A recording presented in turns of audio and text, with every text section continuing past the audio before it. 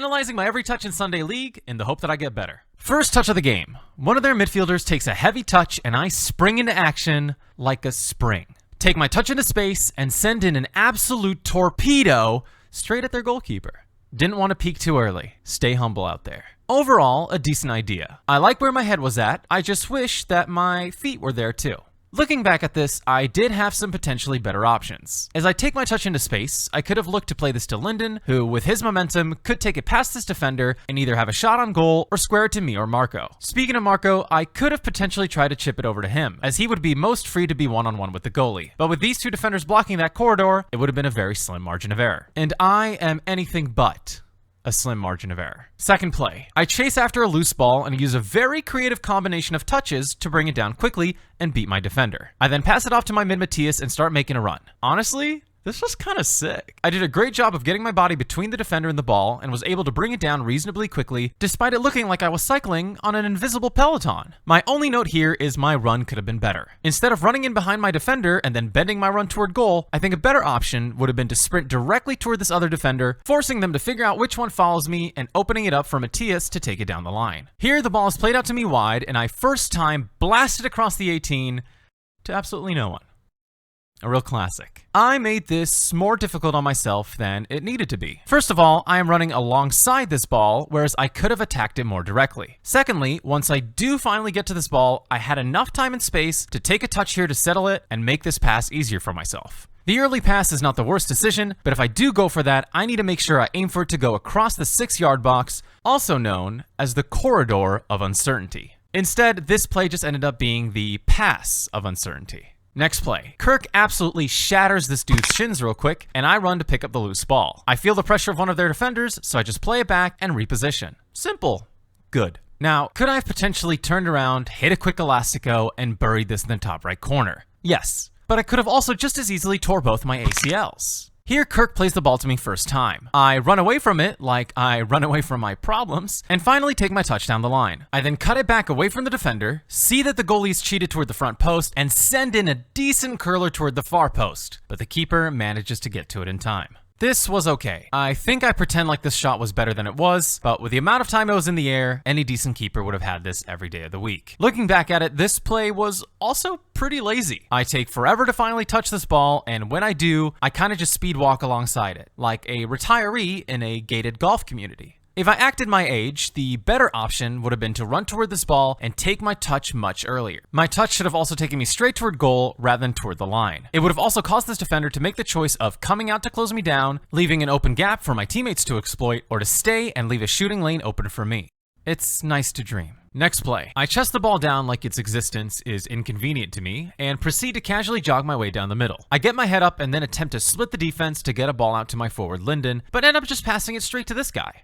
This was a decent idea. Had I actually gotten this ball between him and number 13, this would have been the perfect ball for both Linden and Matthias to attack. Oh well. Maybe aim better, idiot. Here I am making an overlapping run and receive the ball in my stride. I immediately cut the ball back, poorly, to my mid Matthias and jog offside. One for the history books. So here, as mentioned many times on this channel, I should be taking these touches diagonally toward goal in an attempt to get past my defender, as my momentum should take me across his. This would also get me closer to the goal and open up the opportunity for an easy cutback or square ball. The cutback here is also fine, just needed to not be a clown pass, and I once again needed to move into the open space quicker by just running there directly. Here, I chase after a great through ball by my midfielder. I end up in a 50-50 battle with their right back, except it's less of a battle and more of a scene from one of those "Here Comes the Boom" NFL compilations. You know what I'm talking about? It's the ones where they like get hit real hard and it goes, "Here comes the boom." I got my ass laid out. Here we once again see me taking the wrong approach to 50-50s. I once again focus too much on getting to the ball rather than protecting the ball with my body. If I had cut across more directly, I would have been able to get across his run and either beat him to the ball or drawn the foul. Both better options than getting sent to the turf for free. Watching this back, you can also see the exact moment I submit and offer this ball to the alpha male as I slightly veer to the right. After picking up what's left of my dignity and my shattered collarbone, I throw the ball to our forward Linden, who instantly returns the ball back to me. I take a touch to set myself up for a cross, look up, and send a pretty goofy looking ball into the 18. Thankfully, Marco is a legend and manages to trap this ball, set himself, and takes a great strike which just flies wide of the far post. Unlucky.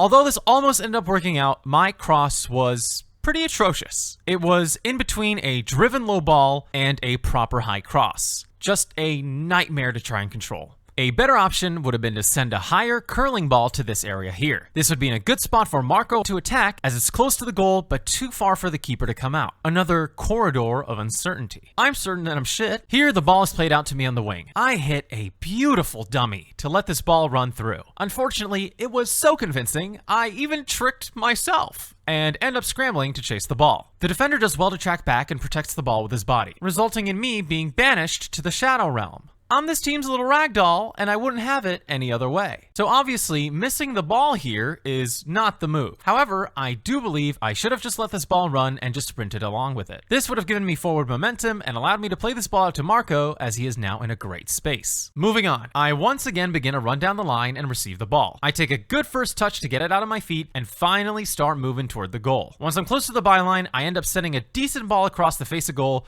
but no one was there to tap it in. This was a good play. My touches were more direct and I had the right idea with the pass. Someone probably should have been there. If I had any critique, I think my second touch could have been more direct toward goal, but we'll take it. Here, I receive a fantastic through ball and am well on my way to somehow miss this goal, when once again, the referee's cabal decides to cut the fun short and calls me offside. We're gonna go to VAR on this one. Checking the decision. Okay, this is really close. So Dave, I'm going to need lines on this, please. Sure. Yeah, onside. How much did they pay you, huh? How much did they... Probably not enough, honestly. The refs are just people trying their best.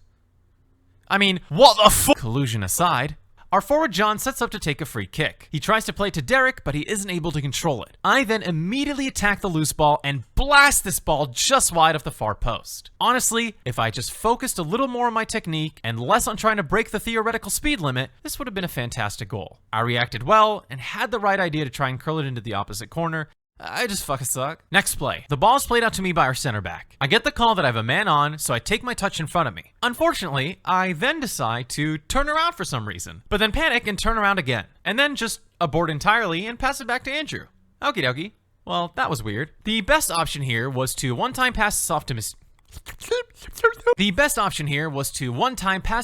Matthias here, as he is in a great pocket of space, and start making a run toward goal. Here, I receive the ball in the half space, control it quickly, and try to thread the ball to my forward John, but their defender does well to close the angle and intercepts it. I think I had a couple options here, but this one wasn't terrible. It was the right idea, but with the angle being so tight, a better through ball would have been one toward the line rather than directly at him. Ball is played out wide to me by my center back Nick. I take a good first touch toward goal, but then take an absolute howler of a second touch, which gets away from me. I just managed to slide and get the ball to my forward John, who is in a great space. He controls it and goes for the shot, but their defense does well to close down and block the shot at the last second. Again, although this almost worked out, it was definitely not the right play.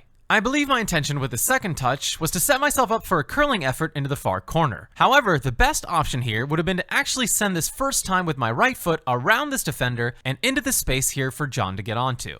This kind of early ball is an important skill to have in your arsenal, as it curls just far enough away from the defender for them not to be able to get onto it, but ends up right in the path of the forward, giving them a great opportunity to take on the keeper. Here's how we get our first goal. Derek takes a shot which gets blocked. It comes out to Matthias's awaiting feet, he looks up, and just casually loops it over the keeper from like 20 yards out. I wish I was him. Next play. Ball comes out to me, and I just try flicking this first time to my forward John, but he's unable to get to it. This was an okay-ish idea, although it's certainly not the easiest ball to control. I think a better option would have been to try and get over the ball and set it on the ground instead. Alternatively, I think I could have turned here and went down the line and just built the attack, as we have the numbers advantage. Here, I just wanted to flex the length of my legs. That's all. Quick disclaimer, I wasn't sure if I should include this clip because it's not fun to see people hurt, but I think it's important context. One of their forwards unfortunately ends up pulling his hamstring and gets subbed into goal. Despite that, they go on to build an attack and shoot from the 18 and score a beautiful equalizer. We then respond immediately, with Matthias playing the ball to Marco, who goes for a fake shot and instead squares it to Rafa, who passes it into the corner, making it 2-1. Honestly, this was a great save attempt by a guy with a pulled hamstring and who isn't a goalie. We take anything we can get, though, to be honest. Oh, also, is this a bad time to mention they've been playing with 8 players this whole time? Did I forget to mention that? Whoops. John plays the ball out to me. I set the ball up, have a look, and try to loop it over the keeper. I want to be Matthias so bad.